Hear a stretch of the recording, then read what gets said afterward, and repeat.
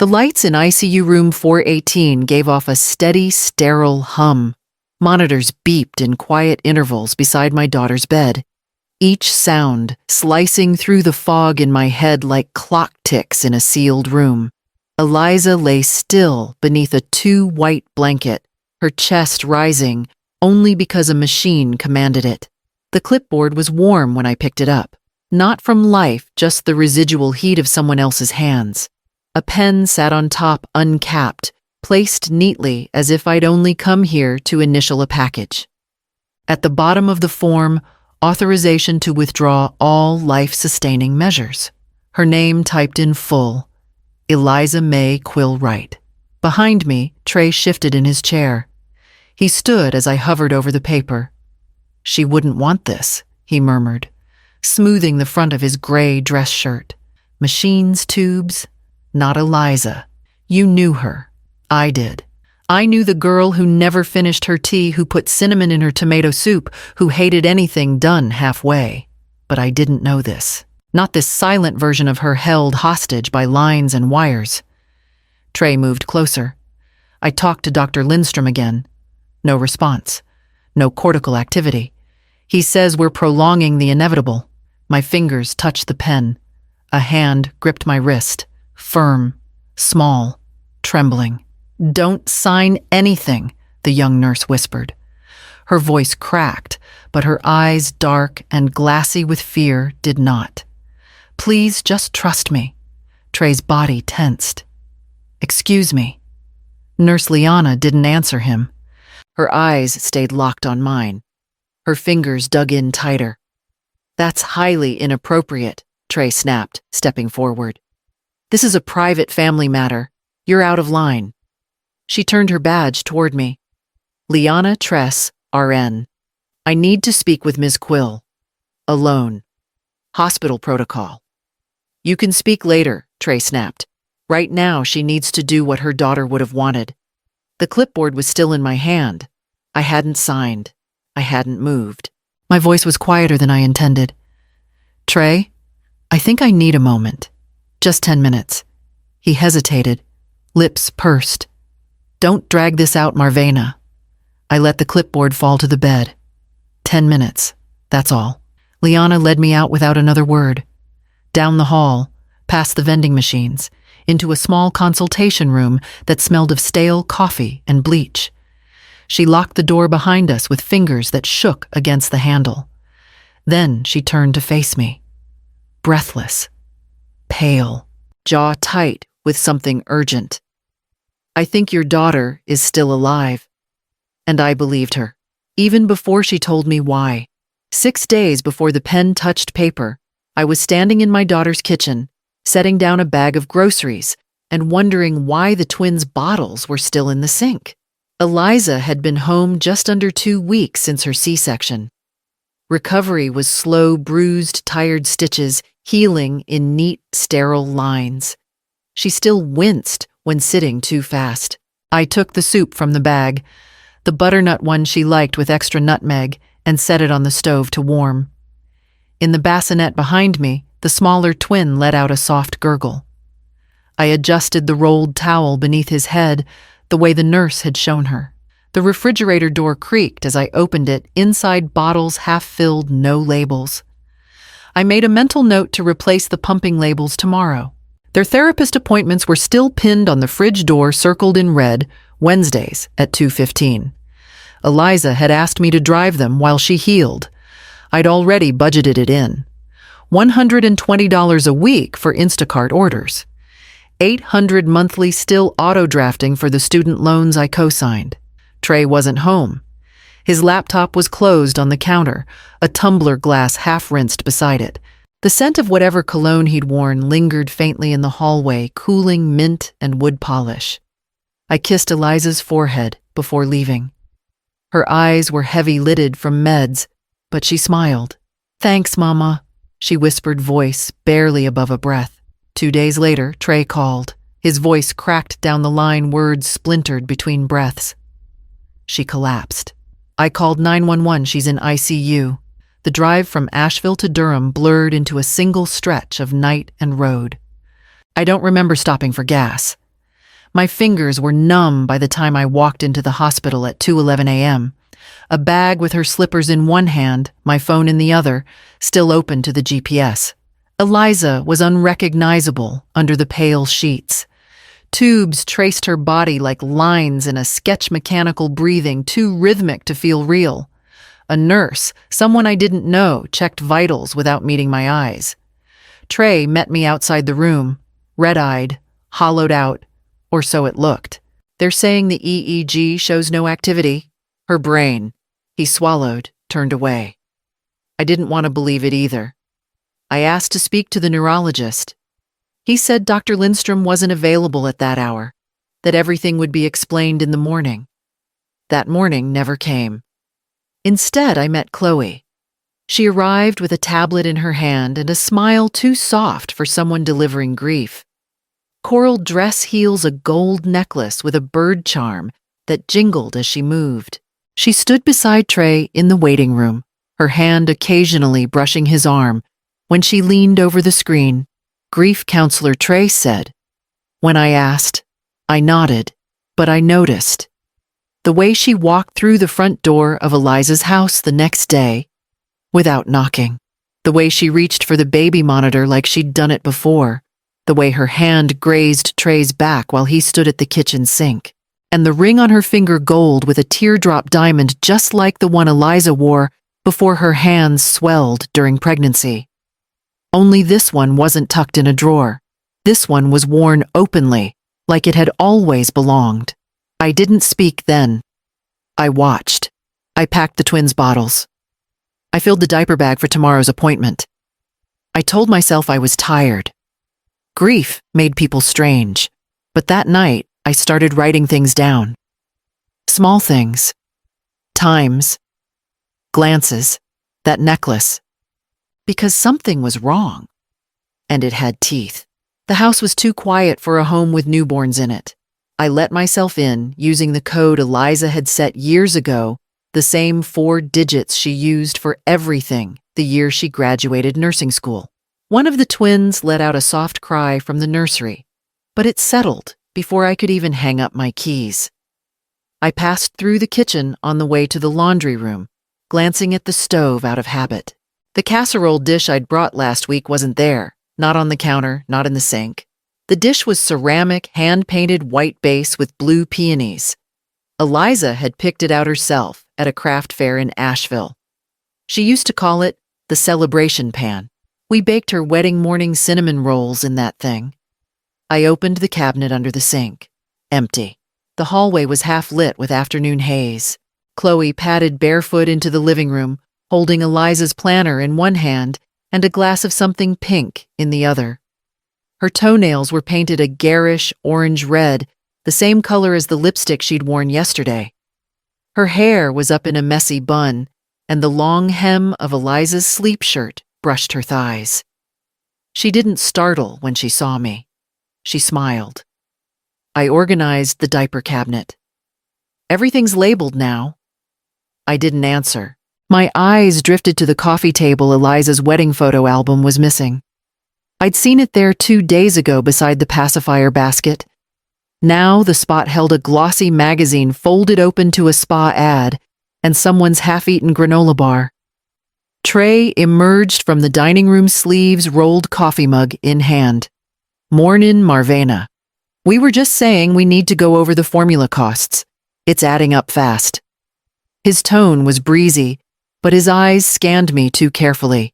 Where's the album? My voice stayed even. He looked past me. Not sure. Maybe packed away.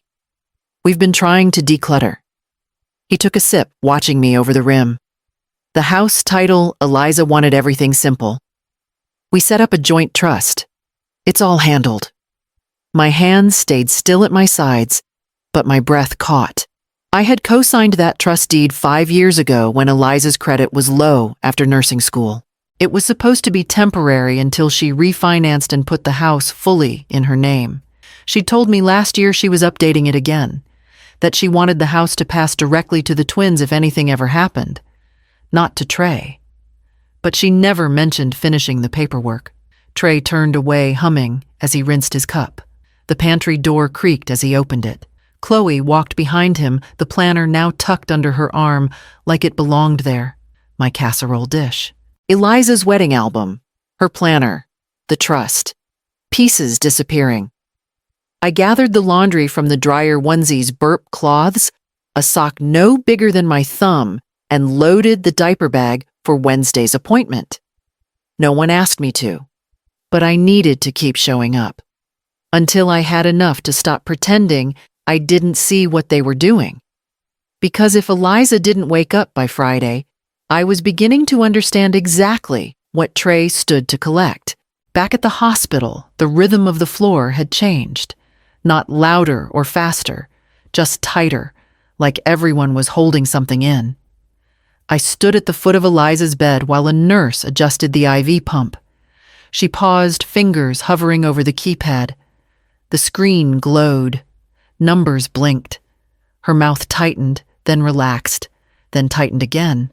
She glanced at the door. I followed her eyes. Trey was in the hallway, leaning against the wall phone pressed to his ear. Chloe stood close, nodding along to whatever he was saying, her coral dress bright against the institutional beige. The nurse finished the adjustment without looking at me and moved on. 10 minutes later, I was at the vending machines pressing a button that refused to give me the tea I wanted. The machine rattled and went silent. I was debating whether to kick it when someone stopped beside me. Ms. Quill, the same nurse. Liana. Her badge swung slightly as she shifted her weight, the chain clicking softly. Her voice dropped. Something's off. I need 10 minutes. I didn't ask what she meant. I followed. The consult room was barely bigger than a supply closet. 1 table, 3 chairs, a box of tissues that felt like an insult. Liana closed the door and rested her forehead against it for a beat, breathing through her nose. I could lose my job for this, she said, pushing away from the door. Her hands shook as she pulled out her phone. But I won't be part of this. My stomach turned cold. Your daughter is not brain dead. I've been her primary nurse for 72 hours. Her reflexes are present. 2 nights ago, I did a sternal rub when no one else was in the room. She pressed her knuckle into the center of her own chest, hard. She grimaced. That's a pain response. I shook my head once. Slowly. They told me I know what they told you. Liana unlocked her phone. This is what I've seen. She held the screen between us. A photo, time-stamped. Trey leaned over Eliza's IV pole, one hand on the line. Chloe stood by the door, head turned outward, watching the hall. Another photo followed. The medication label, the dosage circled in red. Someone keeps increasing her sedation, Liana continued. Just enough to keep her unresponsive, not enough to kill her. They need paperwork first. The room felt smaller, hotter. I'd filed charts for 40 years. I knew what normal looked like. I knew how numbers could be nudged without tripping alarms. I knew the kind of men who smiled while doing it. My hands curled into fists, then flattened on the table. What do you need from me? Liana exhaled relief flickering across her face. I need time, and I need you not to sign anything. I nodded once. Because if Eliza could still feel pain 2 days ago, then whatever Trey was rushing toward had nothing to do with mercy, and everything to do with stopping us from looking closer. The plan came together in whispers, timed between patient checks and hallway shadows. Liana's fingers moved fast across her phone screen as she texted someone named Marcus Security, she told me. He owed her a favor. I'll ask for Dr. Garrett. He's not on Trey's radar, she said, brushing a loose curl behind her ear, old school. Detail obsessed. If something's off, he won't ignore it. I nodded, pulling my sweater tighter around my shoulders. The hospital chill felt colder now, like it knew something was coming. Liana tapped the screen one last time. Room 418's monitor is voice-activated. It's normally off unless there's a risk of self-harm. But if I turn it on manually, it'll record everything. Just keep him talking. I pushed the door open with a hand that didn't shake yet. Trey looked up from the chair beside Eliza's bed, his fingers laced together in his lap. His eyes flicked to the clipboard still sitting on the rolling table. "You okay?" he asked, voice even. I walked to the other side of the bed and adjusted the blanket along Eliza's arm. "I'm just not ready. Not yet." Chloe perched on the windowsill, legs crossed, flipping through her phone. She didn't look up. "I wanted to ask about the morning she collapsed," I said, settling into the edge of the chair. "I need to understand it." Trey sat straighter. She was fine. By 8, she'd fed both babies and was folding laundry. I was in the garage. Around 9, I heard a loud thump, ran upstairs and found her. He stopped, watched me closely. I nodded, slowly. "You called 911 right away?" "Of course." I checked her first. She was breathing, but unresponsive, so I called. Paramedics got there fast. I leaned back, hands folded tight in my lap. That was at 10:15, right? That's what the note said. Something flickered in his eyes. Yes, must have been closer to 10. Time's blurry when things are chaotic. Chloe cut in too fast. But what matters now is her dignity. Her tone was rehearsed too smooth. And wrong. I stood pacing to Eliza's bedside, pretending to adjust the heart rate monitor. Because between Trey's timeline and the charts, there was a full hour unaccounted for, and something about it was too neat, too straight, like someone had gone back and erased the curve.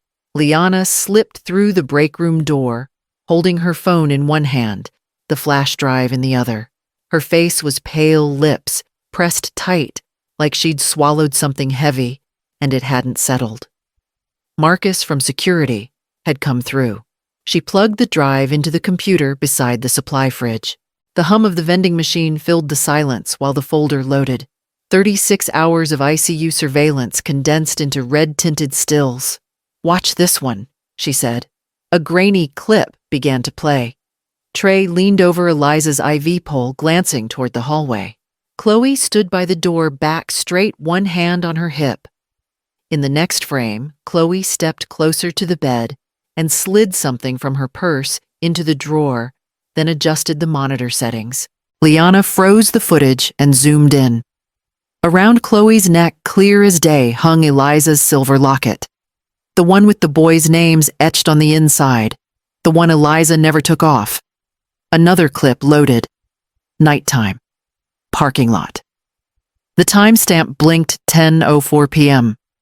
Trey shook hands with Dr. Lindstrom beside his sedan. An envelope passed between them, thick, heavy. The doctor glanced around, tucked it into his jacket, and walked away. Liana leaned back, trembling.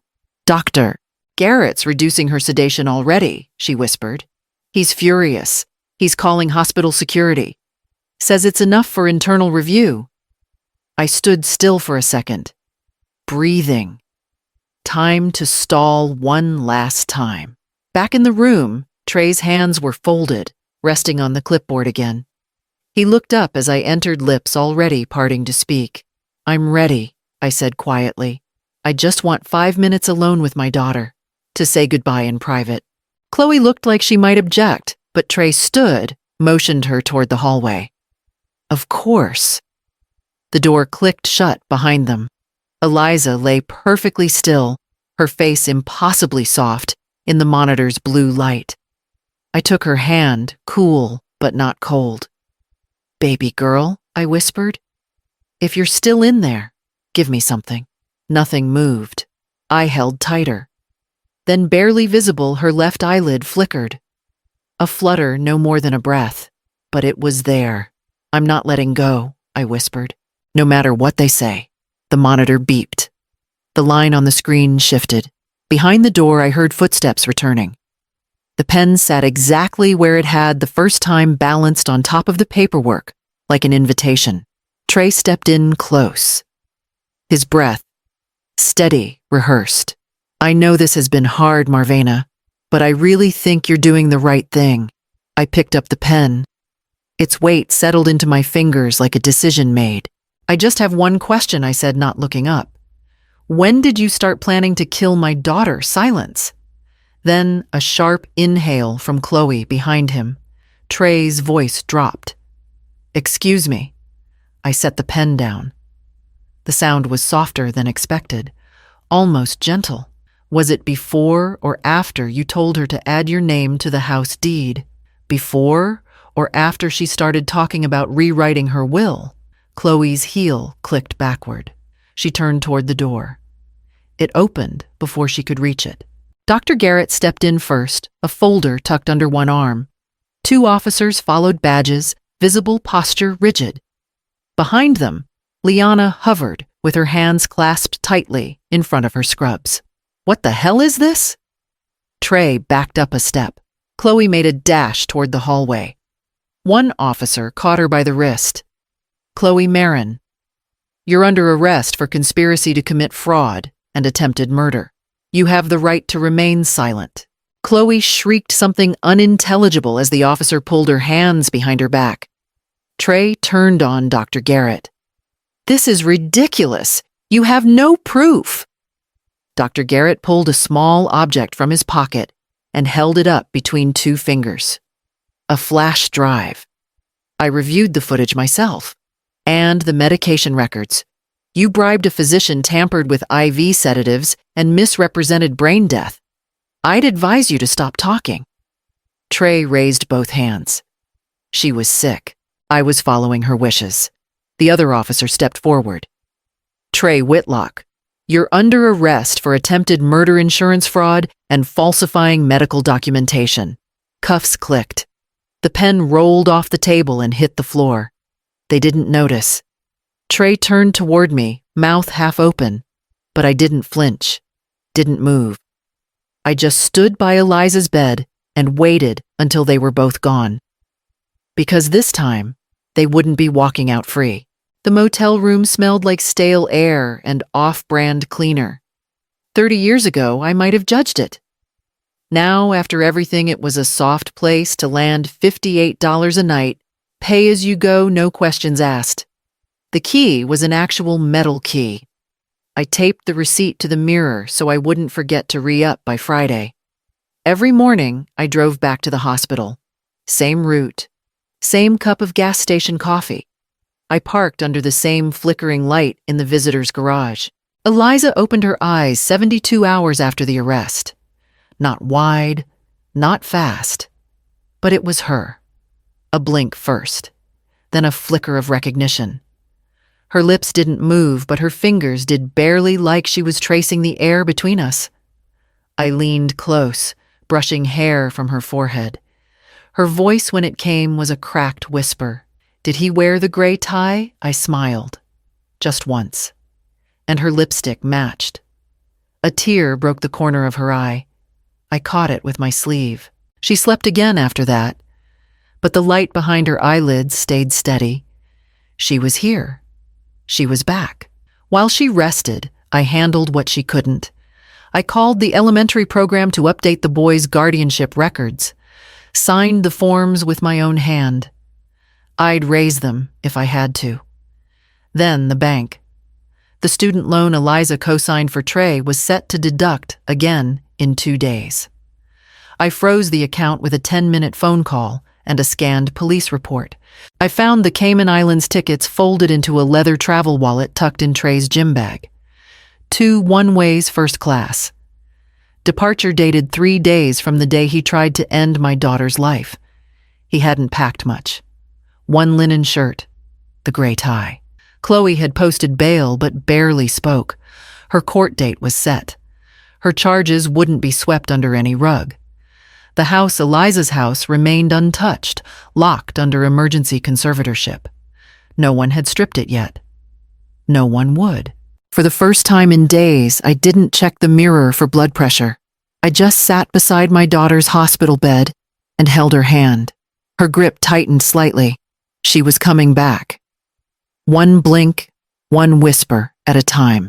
4 months later, we met at a cafe halfway between the courthouse and her new rehab center. A corner table shaded by an awning that flapped in the wind like soft applause. Eliza was already seated when I arrived. Her cane rested against the wall, and a cup of tea steamed in front of her. She wore her hair tucked back shorter now, and there was color in her face again. Pale, but not ghostly. She didn't stand when I approached, just opened her arms for a hug. I held her carefully, feeling the tremble in her spine and the strength beneath it. "I filed this morning," she said, as I slid into the seat. "Divorce and full guardianship. Everything." She reached into her purse and pulled out a folded sheet. Her hand paused, then changed course and took out her wallet instead. She opened it to a photo, her boys side by side, on a swing set. "They're asking about you," she murmured. "And yes, we're going to talk about visits. But not at the house. The house." I nodded slowly. "I had the locks changed again," she continued. "This time under my name. I updated the trust. It's mine now entirely. And I added a clause." She handed me a copy of the amendment.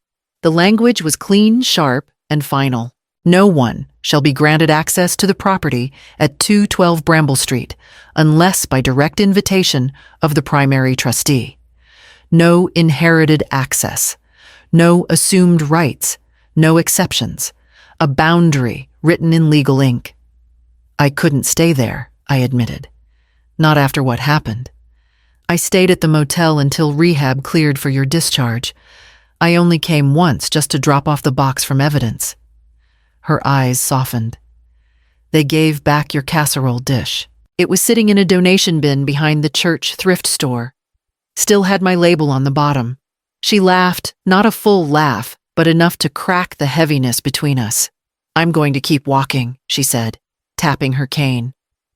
"Not just physically. I mean forward." I placed my hand over hers. "I'll walk next to you, from a few steps back. When you're ready." She nodded once and looked back at the photo of her sons. Healing wasn't a place. It was a choice. And for the first time, we were both choosing it. Sunday morning sunlight spilled through the wide glass windows of the cafe, dappling the table in warm, golden streaks. No one was rushing. No one was whispering medical stats or pushing a clipboard. There were no beeping machines, no IV poles. Just the clink of spoons, the hiss of milk frothing, and my daughter's steady breathing across from me. Eliza stirred a sugar packet into her coffee with her left hand. The tremor had almost gone. Her cane leaned against the side of her chair, untouched since we sat down. The boys were curled together in the booth, drawing stick figures on the backs of napkins. One had given me 3 arms and glasses. I kept it. Liana arrived 10 minutes late, apologizing with a flurry of wind and hair. She wore a soft blue blouse and jeans and carried a heavy tote bag stamped with the nursing college's seal. "You're not going to believe what happened Friday," she said, sliding in beside me. "One of my students cited our case in their ethics paper." I had to pretend I'd only read about it. Eliza pulled a small certificate envelope from her purse and set it gently on the table. "That's actually why we asked you here." Liana's brow furrowed. I reached across to open the flap and slide it toward her. The lettering was sharp, formal, and gleaming. "The Liana Tress Scholarship for Moral Courage in Nursing, established by Eliza Halbrook and family Lianas." Breath hitched. Her fingers hovered above the page, not touching it yet. "You didn't have to.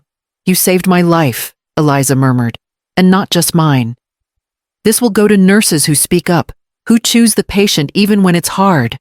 Liana blinked fast and nodded her hand, finally landing gently on the certificate. One of the boys held up a new drawing, 4 stick figures this time, all holding hands. Eliza smiled and reached for her coffee. Her nails were painted again, pale pink. I leaned back in my chair and let the warmth of the sun settle across my chest. Eliza was here, whole, awake, free. We raised our cups, ceramic, no hospital lids this time. "To mothers who didn't sign," she said. "And daughters who wake up," I added. And for the first time in months, I let myself exhale.